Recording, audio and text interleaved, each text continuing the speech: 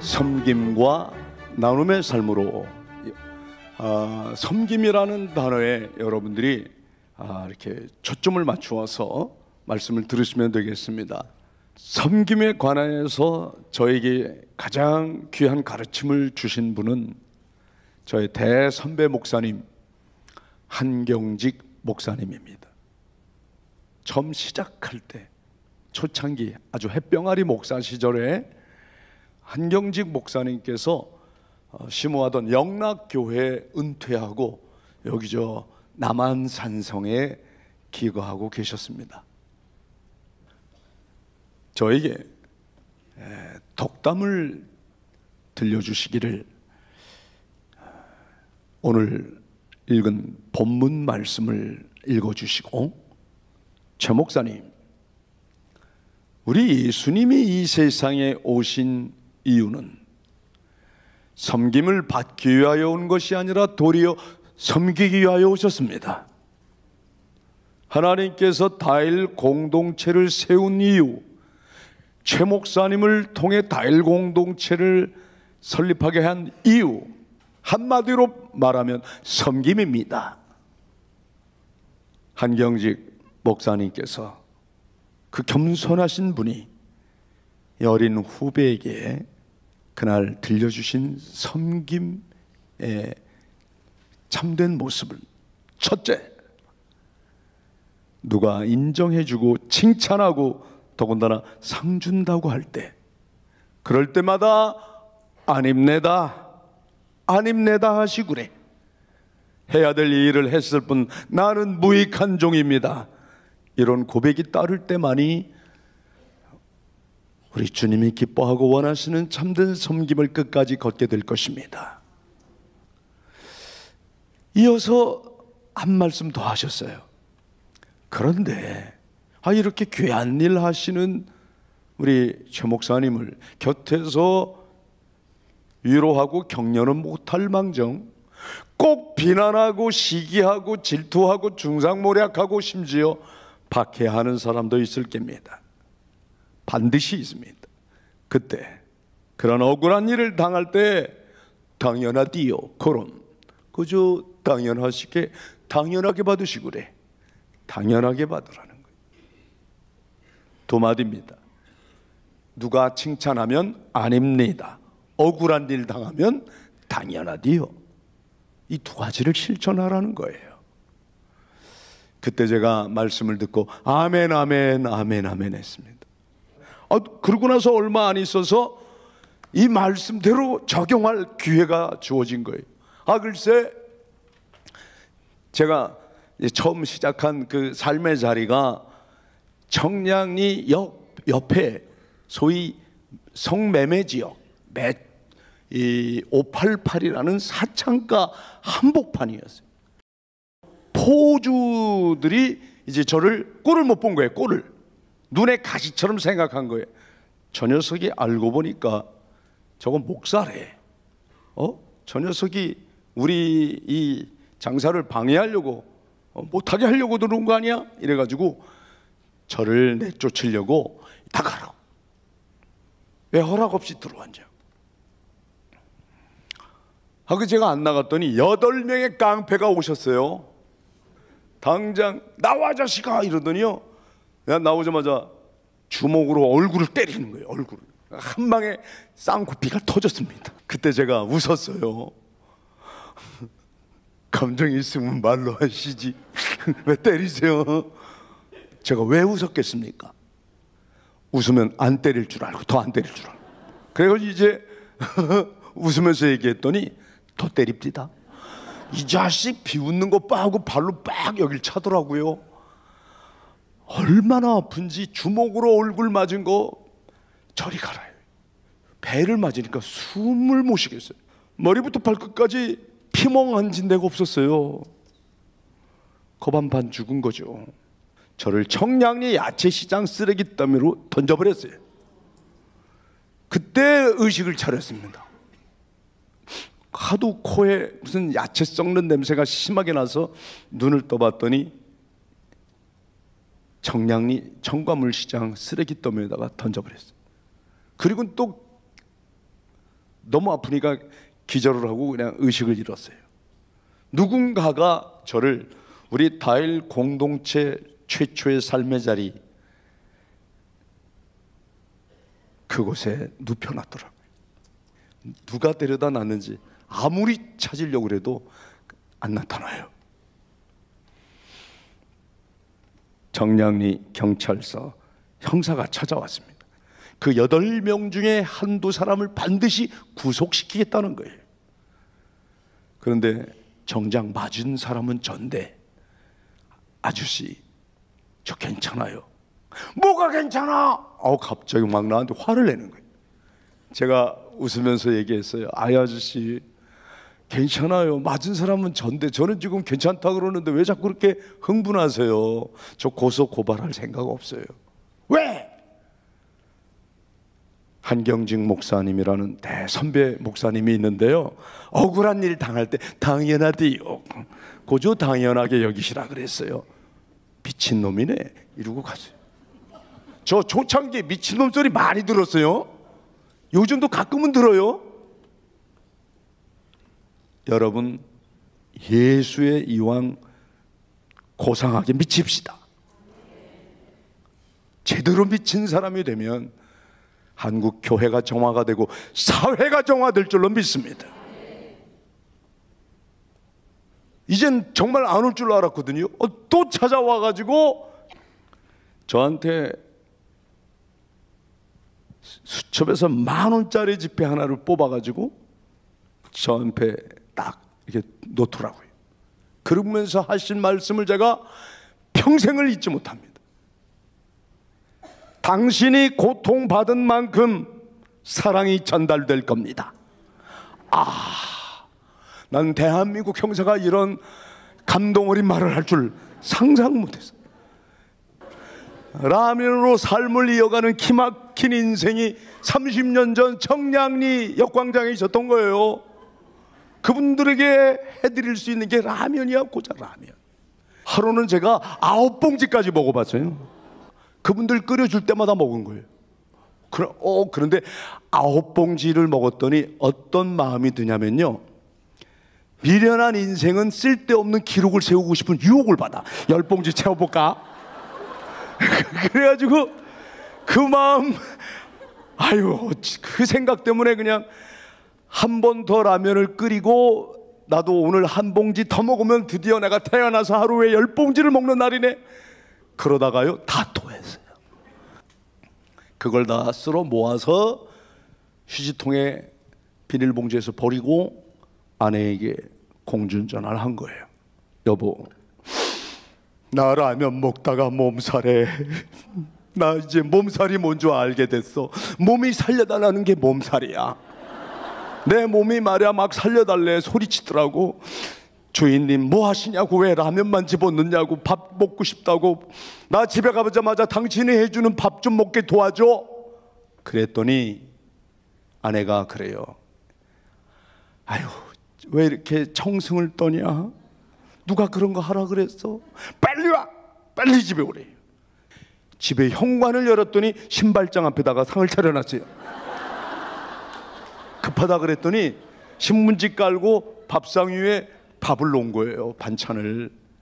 이 밥이 나를 보더니 빵긋 웃어요. 어서 오세요. 이 순간을 기다려왔어요. 말을 걸어오는 것 같아요. 제가 그 밥을 먹으면서 너무 통곡하고 울었어요. 그날 저는 태어나서 처음으로 머리가 아닌, 머리로 알고 있는 그 하나님에 대한 지식과 정보가 가슴으로 몸으로 내려오는 시간이었어요.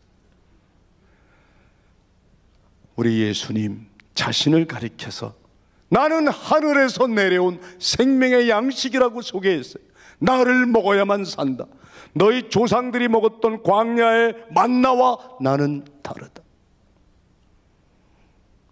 나는 하늘에서 내려온 생명의 양식이다. 그 말씀이 관념이 아니라, 신학이 아니라 내 몸속으로, 이게 육화론적 영성이라는 거구나. 말씀이 육신이 되어 우리 가운데 오신 예수님처럼 그렇게 훈화적으로 교훈적으로만 알던 예수님의 가르침이 온몸으로 깨달아지는 거예요. 나를 먹어야 산다. 그 주님 말씀, 이 밥 먹으면서 생명의 양식으로 우리의 밥이 되어 오신 예수님이 깨달아지더라 이 말입니다. 얼마나 울었는지 몰라요. 얼마나 목을 놓고 울었는지. 그날 결심했어요. 그래, 나도 밥 못 먹는 사람을 위하여 밥이 되자. 그분들에게 최초로 밥을 해주기로 마음먹었어요. 청량리 야채시장 쓰레기 더미 위에서 밥을 먹었는데 그 모습을 본 청량리의 그 가난한 이웃들이, 좌판상인들, 그 어려운 사람들이 더 어려운 사람을 위하여 자기의 것을 내놓더라고요. 아이고, 나는 오늘로 끝나려고 그랬는데 또 내일도 하라네. 그래가지고 내일도 하고 그 다음날도 하고, 지금은 수백 수천 교회가 함께같이 동역했고 그 후로 지금까지 50만 명의 자원봉사가 다녀간 바포가 되었습니다. 2017년 5월 달에 1000만 명이 밥을 먹고 갔습니다. 그 숫자가. 이건 기적이죠. 제가 어떻게 1000만 그릇의 밥을 해낼 수 있겠어요? 하나님께서 하신 거예요. 당신 백성들을 위하여 당신께서 손수 하나님께서 하신 놀라운 구원의 역사였습니다. 우리는 그저 작게 미흡하게 도구로 쓰인 것뿐이죠. 우리 예수님이 이 세상에 오신 목적, 예수님이 이 세상에 온 것은 섬김을 받기 위하여 온 것이 아니라 도리어 섬기기 위하여 오신 것처럼, 여러분도 섬김 받아서 기쁜 사람이 아니라 섬김을 실천하겠다고 다짐하고 결단하면 하나님이 보리떡 5덩어리와 물고기 2마리로 5,000명이 먹고도 12광줄이 남았던 역사를 여러분 교회 위에, 여러분의 일터 위에 하나님이 넘치게 주실 줄 믿습니다. 할렐루야.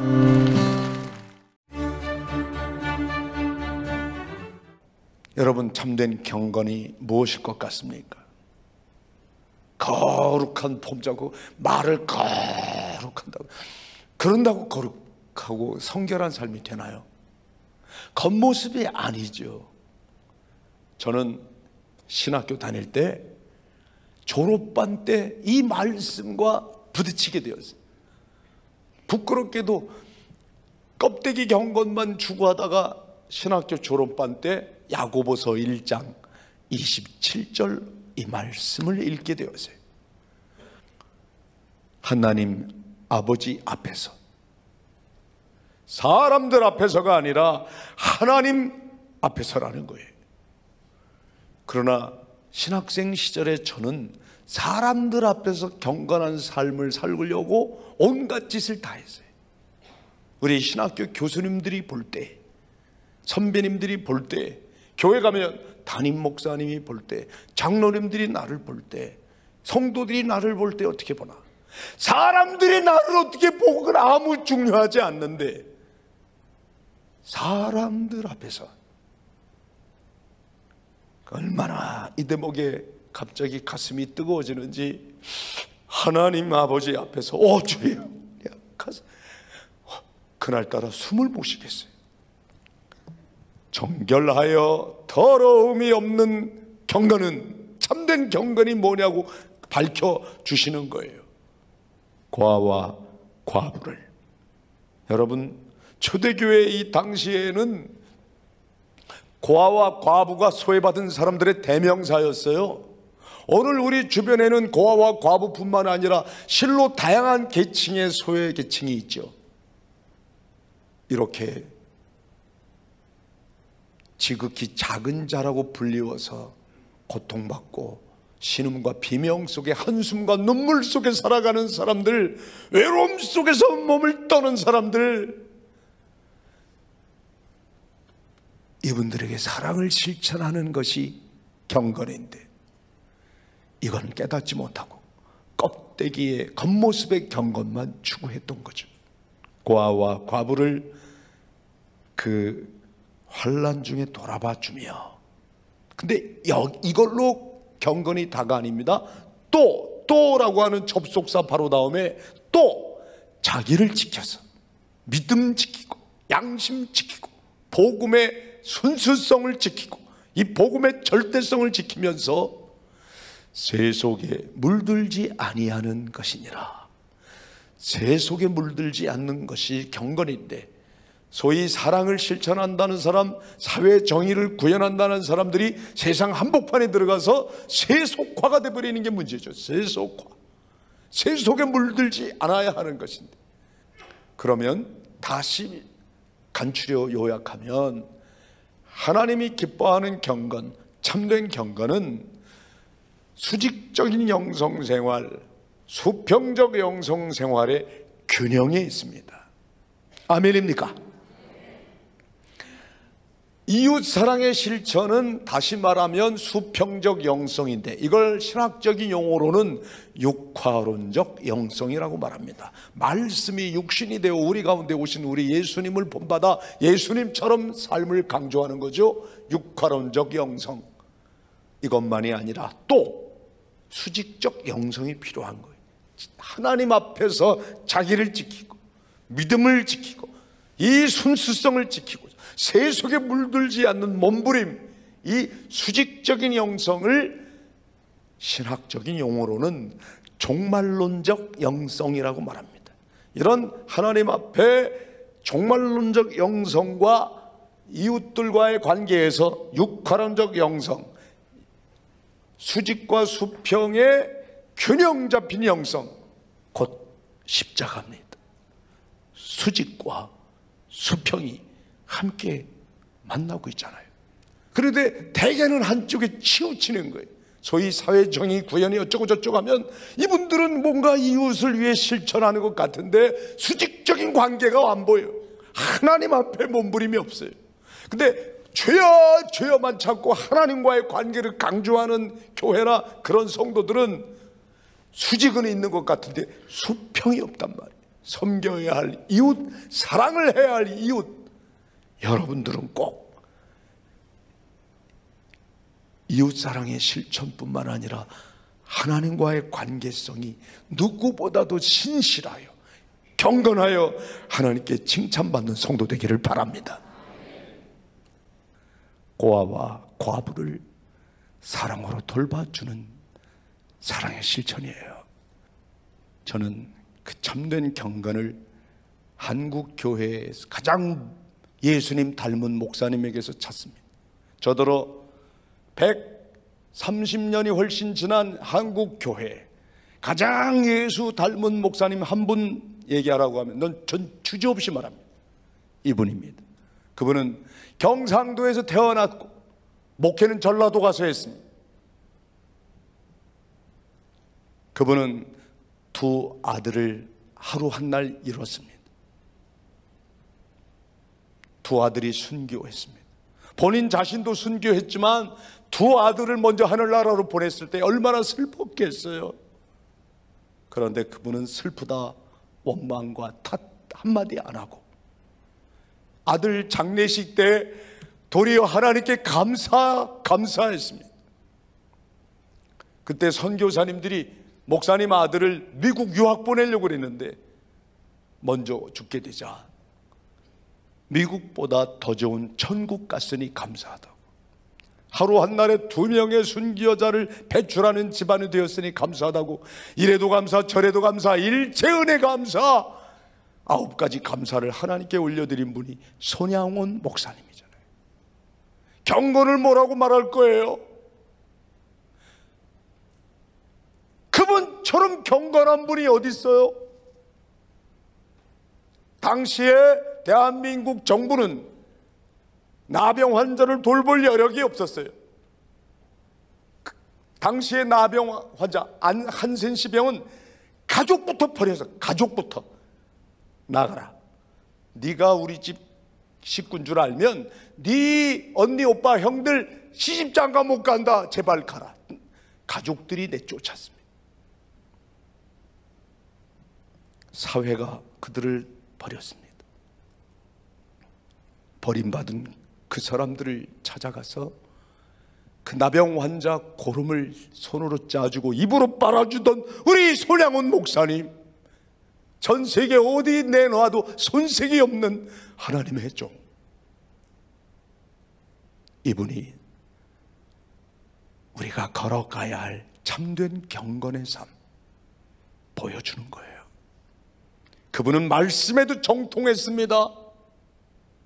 사랑의 실천만 잘한 게 아니라 하나님 말씀을 증거할 때마다 가슴을 치고 많은 사람들이 어찌할꼬 회개하는 일이 있었습니다. 좌로도 우로도 치우침이 없이 그렇게 참된 경건 생활을 평생을 살다가 순교하신 우리 손양훈 목사님, 우리가 가야 할 길, 해야 될 일을 지금도 말씀해 주고 있습니다. 하나님 아버지 앞에서 정결하여 더러움이 없는 그런 참된 경건, 아름다운 경건을 더욱 힘써 추구하시는 여러분들, 오직 하나님 앞에서 자기를 지키고 믿음 지키고 복음의 순수성 지키고 이 복음의 절대성 지키면서 양심 지키면서 세상에 내려가 소금으로 빛으로 삽시다. 그것이 여러분을 향한 하나님의 뜻인 줄 믿습니다. 기도하겠습니다.